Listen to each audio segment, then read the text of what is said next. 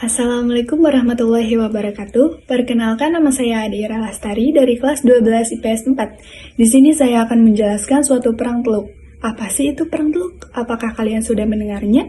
Jika kalian belum tahu, mari kita simak baik-baik. Perang teluk dibagi menjadi 3 bagian. Perang teluk ke-1, perang teluk kedua, dan perang teluk ketiga. Perang teluk pertama adalah perang antara Irak dengan Iran. Diawali dengan Irak yang menyerang kepada Iran pada tanggal 22 September 1980. Irak mendapat dukungan dari Arab Saudi, Kuwait, Eropa, dan Amerika, sedangkan Iran dibantu oleh Libya, Suriah, dan Yaman Selatan. Latar belakang Perang Teluk pertama adanya persaingan antara suku bangsa Arab dan suku bangsa Kurdi. Suku bangsa Arab di negara Irak, sedangkan suku bangsa Kurdi di negara Iran. Memperebutkan daerah Shat el-Arab pernah diselesaikan di Perjanjian Algiers pada tahun 1975. Tetapi, tanggal 22 September 1980 dibatalkan oleh Saddam Hussein, yaitu Presiden Iran. Yang kedua, revolusi Islam di negara Iran menumbangkan kerajaan Pahlavi dianggap sebagai rejim boneka buatan Amerika Serikat menggantinya kerajaan Islam. Ayatullah Khomeini ingin menyebarkan ke negara-negara tetangga Iran, yaitu Irak. Saddam Hussein sangat mengkhawatirkan jika terpengaruhi dari revolusi Islam tersebut. Yang ketiga, adanya perbedaan aliran Islam. Untuk negara Iran yaitu Syiah, sedangkan untuk negara Irak yaitu Sunni. Yang keempat, Saddam Hussein ingin menyatukan kembali daerah-daerah yang dulunya dikuasai Babilonia, yaitu pusatnya bagian Irak dahulunya.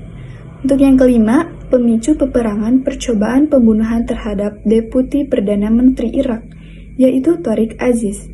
Jalannya Perang Teluk pertama, yaitu ada 5 periode. Yang pertama, pada tahun 1980 sampai 1982, melakukan serangan pada tanggal 22 September 1980 Irak terhadap Iran.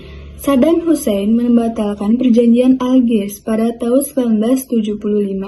Pesawat tempur Irak menyerang 10 pangkalan udara Iran. Pada tanggal 23 September 1980, Irak mempunyai serangan darat yaitu front tengah, timur, dan barat. Yang kedua, pada tahun 1982 sampai 1984, Iran menyerang Irak yang dinamakan dengan operasi militer Operation Undeniable Victory. Irak kewalahan sehingga Saddam Hussein menawarkan gencatan senjata dengan biaya perang 70 juta US dollar. Ditolak oleh Iran, ternyata gagal. Yang ketiga, pada tahun 1984 sampai 1986 dinamakan dengan Perang Tanker. Bantuan pesawat tempur Super Étendard dari Prancis digunakan Irak untuk menyerang muara sungai Shat el-Arab, memblokir ekspor Iran ke negara lain. Yang keempat, pada tahun 1987 sampai 1988, Amerika Serikat ikut campur politik kedua negara. Yang pertama, Perang Tanker, kapal Amerika Serikat ditenggelamkan oleh Irak menewaskan 13 orang Amerika Serikat. Yang kedua, Kuwait, tetangga Iran dan Irak, meminta bantuan internasional menyelesaikan kedua negara sehingga Amerika Serikat membantunya. Yang terakhir, pada tahun 1988, yaitu adanya suatu gencatan senjata. Dewan Keamanan PBB mengeluarkan resolusi, yaitu Resolusi 568, meminta terjadinya gencatan senjata terhadap Irak dengan Iran. Iran menyetujuinya pada tanggal 20 Agustus 1988 dan diikuti oleh Irak. Dan berakhirlah suatu Perang Teluk pertama. Dampak Perang Teluk pertama ada 3. Yang pertama, menyebabkan kenaikan harga minyak. Yang kedua, terjadinya krisis politik dan sosial di kawasan Timur Tengah.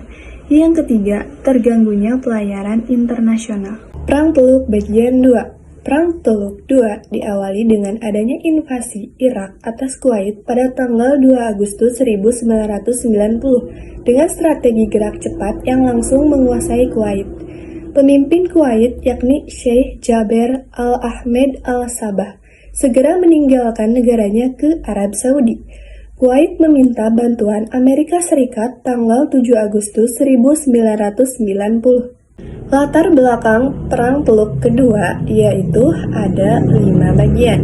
Yang pertama, Kuwait dituduh Irak telah menjual minyak melebihi kuota. Yang kedua, Irak menuduh Kuwait mencuri minyak Irak di daerah Rumalah. Yang ketiga, ambisi Saddam Hussein menjadi penguasa dunia Arab. Yang keempat, Irak menaruh kekecewaan pada negara-negara tetangganya yang tidak mau memberikan pinjaman. Yang kelima, secara historis, Irak mengeklaim bahwa wilayah Kuwait merupakan daerah yang dikuasai oleh Irak. Jalannya Perang Teluk II, diantaranya ada 3 bagian.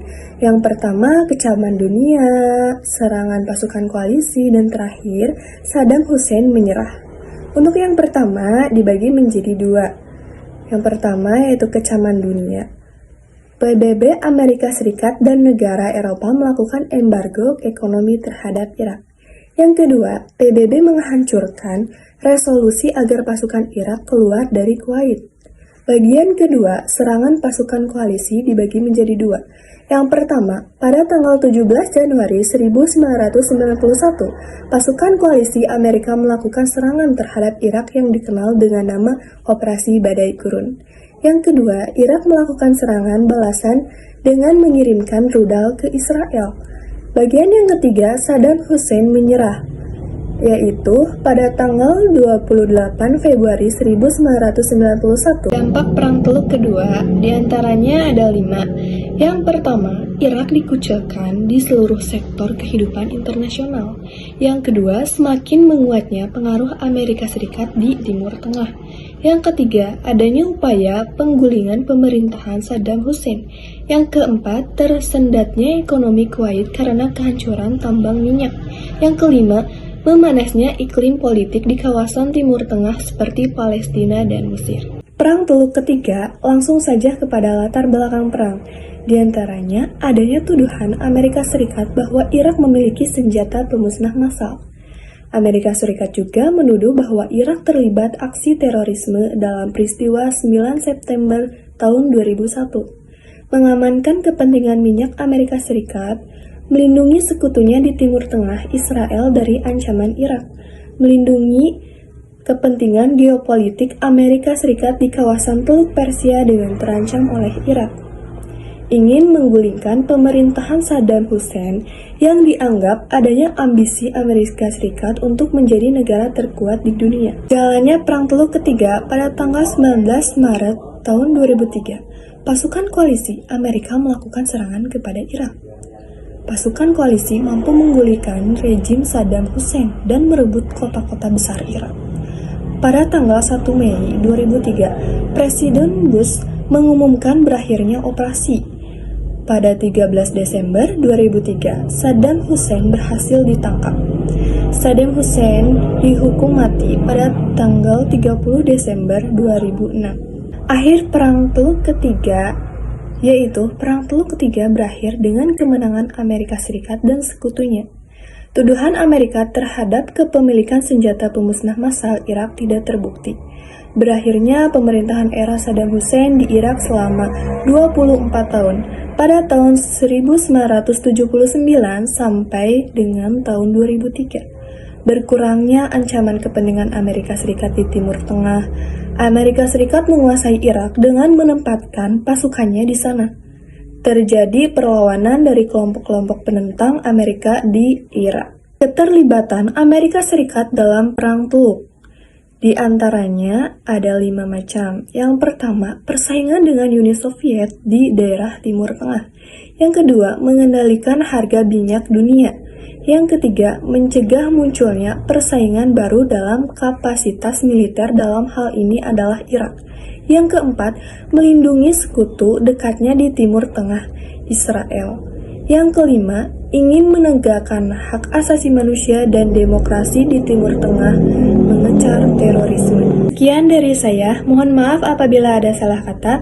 Wassalamualaikum warahmatullahi wabarakatuh.